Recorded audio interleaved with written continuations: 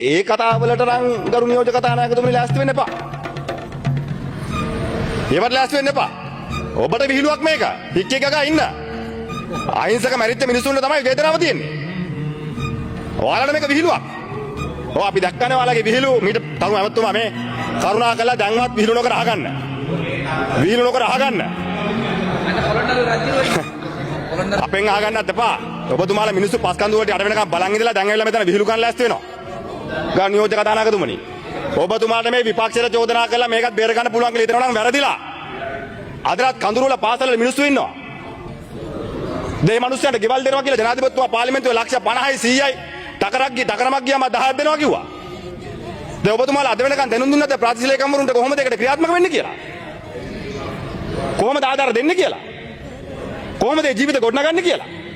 හැබැයි ඔබතුමාලාට හිතර දෙන දෙයක් කිව්වම ඒක හොයන්න පොලිසිය යවනවා. ජනාධිපතිතුමාට හරි ඇමතිවරයෙක්ගේ හිතර ඉදුණොත් ගරු නියෝජක කතානායකතුමනි පොලිසිය CID ටික ඔක්කොම යනවා. හැබැයි අහිංසක මිනිස්සුන්ගේ ජීවිත නැති වෙලා තාමත් කඳුරුවල ජීවත් වෙන මිනිස්සුන්ගේ හිත හදන්න යන්න බෑ කාටවත්. ඒවට පොලිසි නෑ. ඒවට ආණ්ඩුත් නෑ. ඒවට බලන නිලධාරි. දැන් කොත්මලේ ගරු නියෝජක කතානායකතුමනි අපි රම්බොඩ ගම්මායේ නායක් ගියා. මොකද MBRගෙන් ගිහලා ලියුම දුන්නේ. ගෙවල් පැලිච්ච අයට කිව්වා ගෙවල් වලට යන්න. මිලිමීටර 50ට වැඩියෙන් වැස්සොත් පොඩක් බලා ගන්න. 100ට වැඩියෙන් වැස්සෝ පරිස්සම් වෙන්න 150ට වැඩියෙන් වැස්සොත් එන්න කියනවා. දැන් MBR එක මිනිසුන්ට කියනවා. දැන් ඒක තනතුරු ඇඟවීම.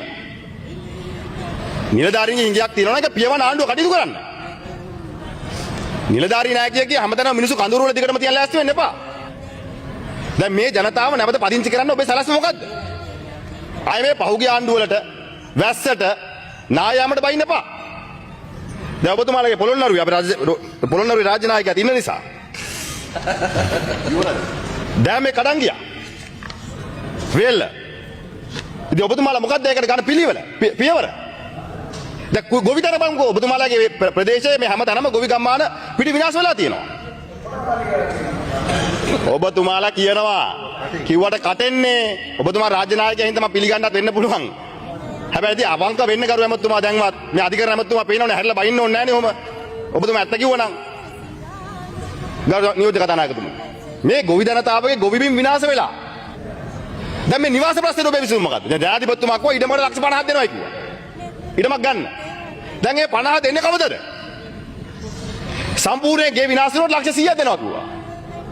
ඒ ලක්ෂ 100 දෙන්නේ කවදද? ඉඩමටයි නිවසටයි. දැන් මාසෙකටත් ළඟයි.